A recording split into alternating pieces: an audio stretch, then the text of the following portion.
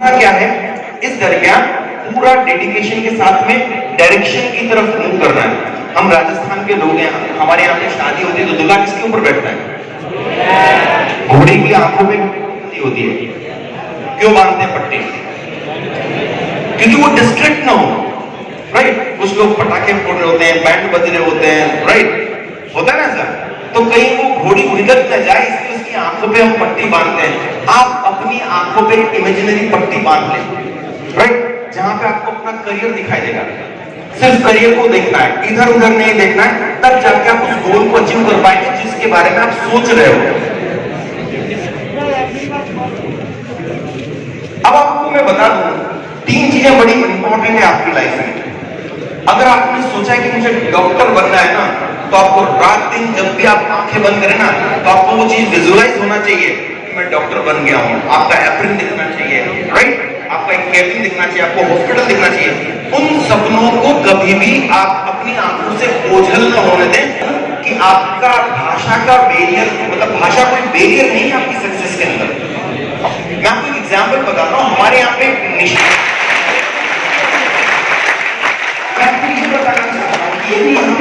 बच्चा ये सोचता है कि मैं तारानगर के अंदर हूं, मैं हिंदी मीडियम से हूं, तो ये बात अपने दिमाग से निकाल देना। आप सब बच्चों में वो ऊर्जा, वो एनर्जी है कि आप कुछ भी कर सकते हो। पहली चीज करना क्या, you should have a clarity. आपको अपने गोल के, बच्चा स्टार्ट करता है जब सीआईडी देखता है तो बोले मैं सीआईडी बनूंगा, पुलिस बनूंगा, है ना।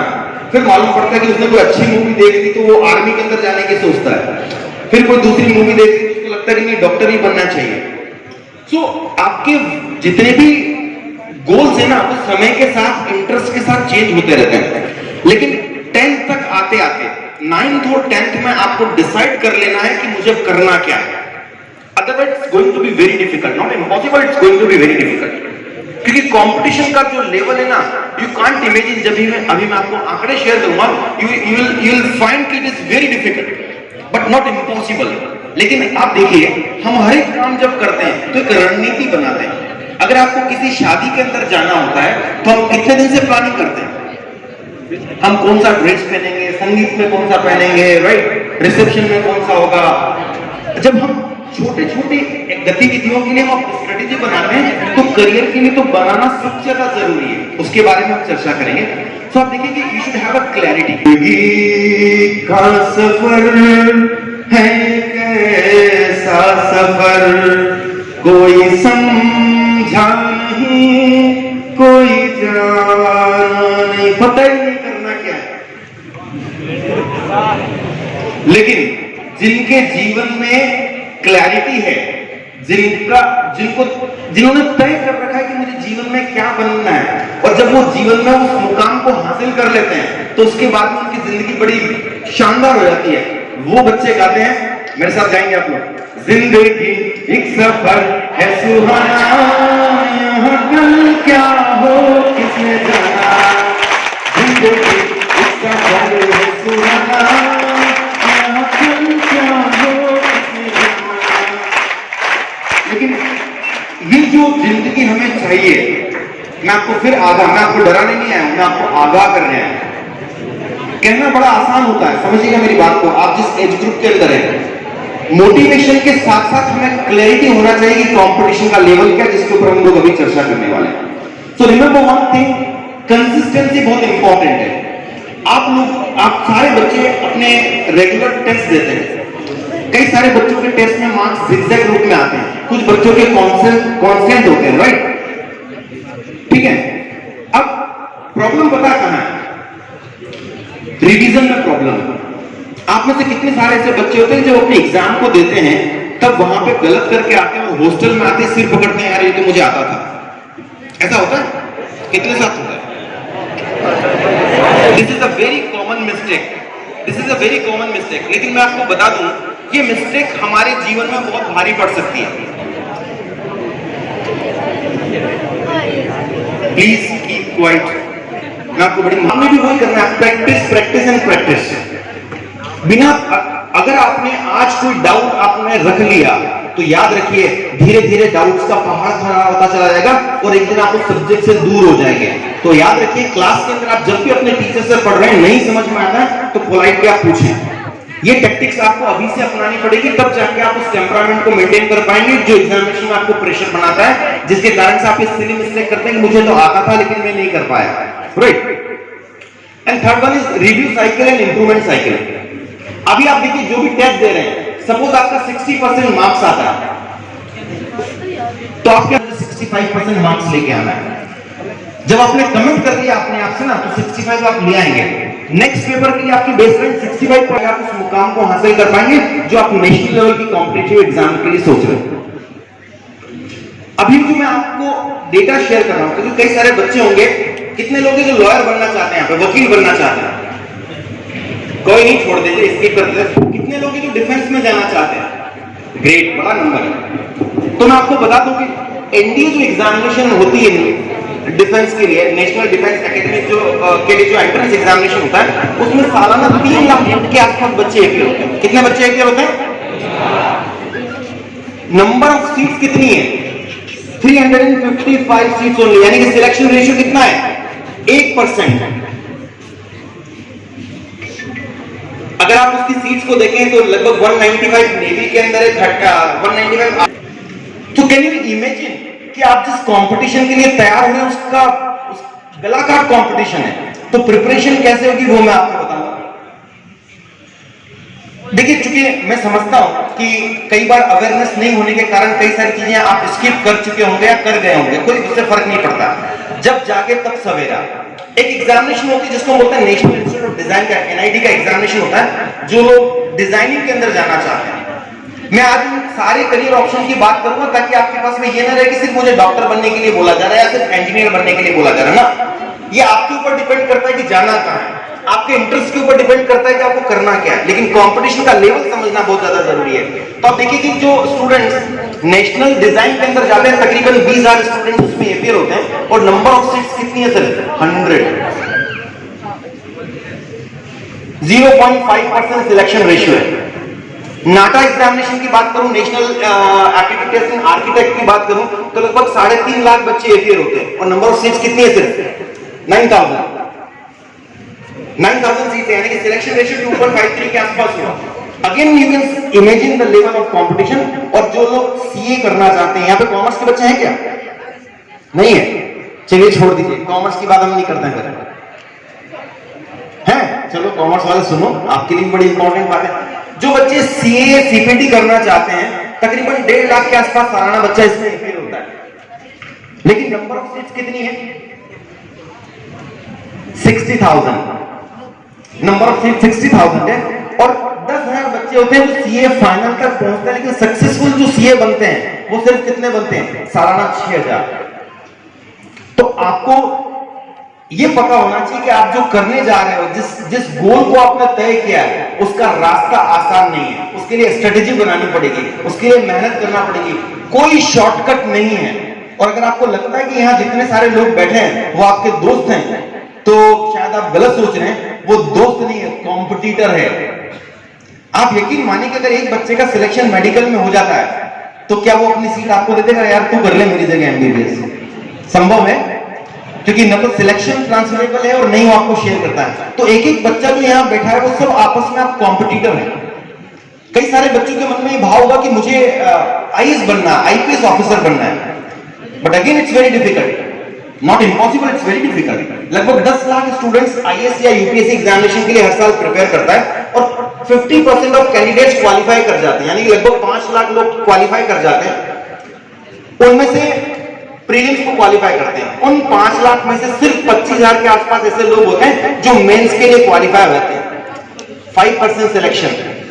उन 25,000 कैंडिडेट में से सिर्फ 5,000 बच्चे ऐसे होते हैं जो इंटरव्यू के लिए क्वालिफाई करते हैं। और हर साल सिर्फ लगभग 400 के आसपास ऐसे लोग होते हैं जो क्या करते हैं? आईएएस या आईपीएस ऑफिसर बन के निकलते हैं।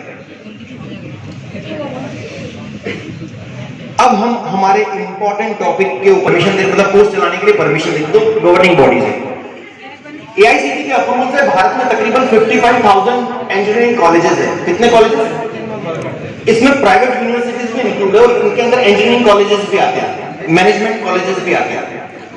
पर क्या आपने कभी सुना है कि जयपुर में अगर आप जाएंगे तो लाइन से बहुत सारे इंजीनियरिंग कॉलेजेस हैं, बट बच्चों का रुझान उन इंजीनियरिंग कॉलेजेस के अंदर आवाज आएगी, राइट? तो देखें इन इंजीनियरिंग कॉलेज से इंजीनियरिंग करने के पश्चात आपको जॉब नहीं मिलता, मानिए आपको अच्छा जॉब लगने वाला नहीं है। इसीलिए हर एक पेरेंट, हर एक बच्चा आज के समय में अगर वो इंजीनियरिंग करना चाहता है तो वो सपना देखता है एक अच्छे आईआईटी का, एक अच्छे एनआईटी का, ट्रिपल आईटीज का या जीआईएफटीज का। इन कॉलेजेस में एडमिशन लेने से आपको रोजगार बहुत अच्छा मिलता है, क्योंकि अल्टीमेटली आप सबका जो सपना है वो एक अच्छा। बिहार के खगड़िया जिले से हमारे पास में आया, उसके फादर वेल्डिंग करते हैं, बहुत गरीब परिवार से था बच्चा, लेकिन उसमें पोटेंशियल बहुत था। मैं आपको ये समझाने की कोशिश कर रहा हूं कि टीचर आपके जीवन में कैसे परिवर्तन लेके आता है। आपके लिए टीचर क्यों इंपॉर्टेंट है? जो टीचर्स यहाँ पढ़ा रहे हैं ना, उनकी बात को आप जरूर फॉलो कीजिए, क्योंकि उनको पता है कि आपकी कमजोरी क्या और आपकी स्ट्रेंथ क्या है। मैं आपको एग्जाम्पल बताता हूँ। वात्सल्य चौहान ने आईआईटी का एग्जाम दिया, एग्जाम देने के बाद में वो अपने खगड़िया गांव चला गया, और जब उसका रिजल्ट आया तो एलन के टीचर्स ने फोन करके पूछा कि क्या रहा रिजल्ट। उसके फादर ने बोला कि सर मैं एलन को धन्यवाद देना चाहता हूं, मेरे बच्चे का 9500 रैंक आया। टीचर्स ने बोला नहीं, इसको आप फिर से रिपीट करवाएं, ये ज्यादा बेहतर कर सकता है। उसके फादर ने बोला कि सर मैं गरीब परिवार से हूं, मैं एलन की फीस नहीं दे सकता, मुझे हॉस्टल का फीस नहीं दे सकता। Everything was sponsored by Allen. Allen ने उसको गोद रखा, उस बच्चे को फिर से पढ़ाया। अगले साल उसका रैंक आया 351। आईआईटी खड़गपुर के अंदर उसको कंप्यूटर साइंस में एडमिशन मिला, और 4th ईयर तक आते आते माइक्रोसॉफ्ट ने उसको हायर किया 1.2 करोड़ के पैकेज के ऊपर।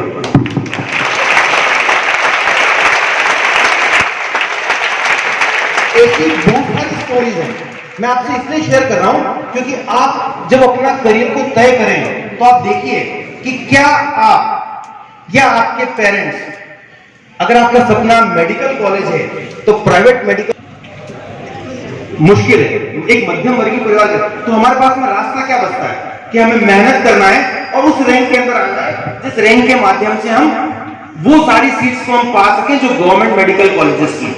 उसमें से लगभग 2.25 लाख बच्चे ऐसे होते हैं जो जेईई मेन एग्जामिनेशन को क्वालिफाई कर जाते हैं। सिलेक्शन रेशियो कितना हो? लगभग 14%। ये जो 14% स्टूडेंट्स यानी कि 2.25 लाख बच्चा है, they are qualified to appear for the JEE advance examination. JEE advance किसके लिए होता है? आईआईटी जैसी इंस्टीट्यूशन के अंदर सिलेक्शन के लिए होता है। लेकिन अनफॉर्चुनेटली अगर हमारे सारे आईआईटीज को अभी अपन मिला लें तो लगभग 16,000 के आसपास सीट्स हैं। आईआईटी की सीट नहीं मिलती क्योंकि सीट कितनी है? सिर्फ 16,000। सिलेक्शन रेशियो कितना हुआ? अगर हम उसकी बात करें जेईई मेन का, तो आप इमेजिन करें आज के समय में तो 16 लाख बच्चा एग्जाम दे रहा है और आईआईटी की सीट कितनी है? लगभग 16,000। 1% सिलेक्शन है आईआईटी के लिए। तो आप ये मान के चलो कि अब आज के बाद से हमें हमारा ड्रीम यदि इंजीनियरिंग है तो मैं अपनी पूरी ताकत लगाना है, पूरी ताकत झोंकना है। एक तरीका तो ये हो सकता है कि आप डर के भाग जाएं कि सर मुश्किल है, लेकिन अगर आप ये सोच लें कि सर 16,000 सीट है, मुझे कितनी चाहिए? 1 चाहिए, तब तो पॉसिबल है। और जो बच्चे आईआईटी में रैंक लेके आते हैं ना, वो यही ठान के चलते हैं कि मुझे मेरी 1 सीट चाहिए। और मैं यकीन दिलाता हूं आपको, यहाँ जितने सारे बच्चे बैठे हैं, पॉसिबल है यदि आप इंजीनियर बनना चाहते हैं, आईआईटी या एनआईटी या ट्रिपल आईटीज या एफटीज में अपना एडमिशन चाहते हैं तो 100% आपको एडमिशन मिलेगा। But the condition is that you have to be committed. आपको अपने आप से वादा करना है। अपने पेरेंट्स से मत वादा कीजिए, अपने टीचर से मत वादा कीजिए, लेकिन अपने आप से वादा कीजिए कि मुझे ये सीट चाहिए। क्योंकि आप देखिए, जब आप 12th के बाद निकलेंगे, आपने एक्सपीरियंस क्या होगा, जब आप 9th से 10th के अंदर आए तो सिलेबस करिकुलम में बहुत ज्यादा परिवर्तन नहीं आया, लेकिन जब 10th से 11th में आए तो करिकुलम के अंदर ड्रास्टिक चेंज आया, उसका डिफिकल्टी लेवल बढ़ा। अग्री करते हैं इस बात से? सो आपको प्रिपेयर होना पड़ेगा। आप ये देखिए कि अगर आपको नेशनल लेवल की क्रिकेट टीम के अंदर भाग लेना है तो क्या आप गली के अंदर प्रैक्टिस करेंगे तो चलेगा क्या? आपको प्रैक्टिस भी नीट का एग्जाम, नीट एग्जामिनेशन में फिर सारी चीजों को क्लब कर दिया गया। अब सारे जितने भी अलग अलग एग्जामिनेशन थे उनको क्लब करके नीट एग्जामिनेशन बना दिया गया, बट कंपटीशन का लेवल वही है, गलाघाट competition. So what we need to do, we need to accept the fact कि सर कंपटीशन तो है, लेकिन हमें क्या करना पड़ेगा, उस कंपटीशन के अकॉर्डिंग प्रिपेयर करना पड़ेगा। करेंगे या नहीं? याद रखिए, आपके माता पिता ने जो ड्रीम देखा है, और वो ड्रीम इसलिए देखा, मैं आपको फिर यकीन दिलाता हूं कि आपके माता पिता को आपसे कुछ नहीं चाहिए। वो चाहते हैं कि आपका करियर बेहतर हो, वो चाहते हैं कि आप वो मुकाम हासिल करें जिससे आप प्राउड फील करें, आपकी फैमिली प्राउड फील करे, आपका स्कूल प्राउड फील करे, आपका स्टेट, जिला, हर एक व्यक्ति आप पे प्राउड फील करे। बहुत ज्यादा जरूरत है। अभी आप ये कोविड टाइम आया, आप देखिए, आप मेडिसिन और इंजीनियरिंग दो ऐसे फील्ड थे जिन्होंने लोगों की जानें बचाई। डॉक्टर्स ने ट्रीटमेंट किया, लेकिन जितनी मशीनरी बनी हुई है, जितनी भी मेडिसिन के अंदर यूज होने वाली मशीनरी हो, किसने बनाई है? इंजीनियर्स ने बनाई है। तो आप ये सोचिए कि ये जो प्रोफेशन है, ये एक नोबल प्रोफेशन है जहां पे आप विश्व की सेवा कर सकते हो, साथ में अपने करियर को उस मुकाम तक पहुंचा सकते हो जिसके लिए आप वांछित हो। अब एक समीकरण मैं आपके साथ में शेयर करता हूं, सर्वाइवल टू सक्सीड। अगर आप देखें यहां पे आईआईटी की, मेडिकल की, बैंक, आईआईटी, सीएसईबी सबको कैलकुलेट करके लगभग 21,000 के आसपास सीट्स हैं। बैंकिंग वगैरह को ले लेता हूं तो लगभग 1,21,000 के आसपास सीट्स हैं। लेकिन मेरी बात को ध्यान से सुनिएगा, जिस समय आप अपना 10th का एग्जाम दे रहे हो, या जब आपने 10th का एग्जाम दिया, तब आपके साथ पूरे हिंदुस्तान में 2 करोड़ बच्चों ने 10th का एग्जाम दिया। कितना स्टूडेंट्स? 2 करोड़ स्टूडेंट्स। आपको लगता है, जब मैं एक बार क्लास में पूछता हूं कि आपकी रैंक क्या, तो बच्चा बोलता है क्लास में Test previous records and made impossible possible. This time, and students secured first, second, and third ranks in both JEE Advanced and NEET exams. And then top 10 ranks in NEET exam. Now we have to achieve greater milestones and sky is the limit. One cannot achieve. Our directors have made family and social values the foundation of work life. By walking on the path of truth, devotion and honesty, Alan could achieve more.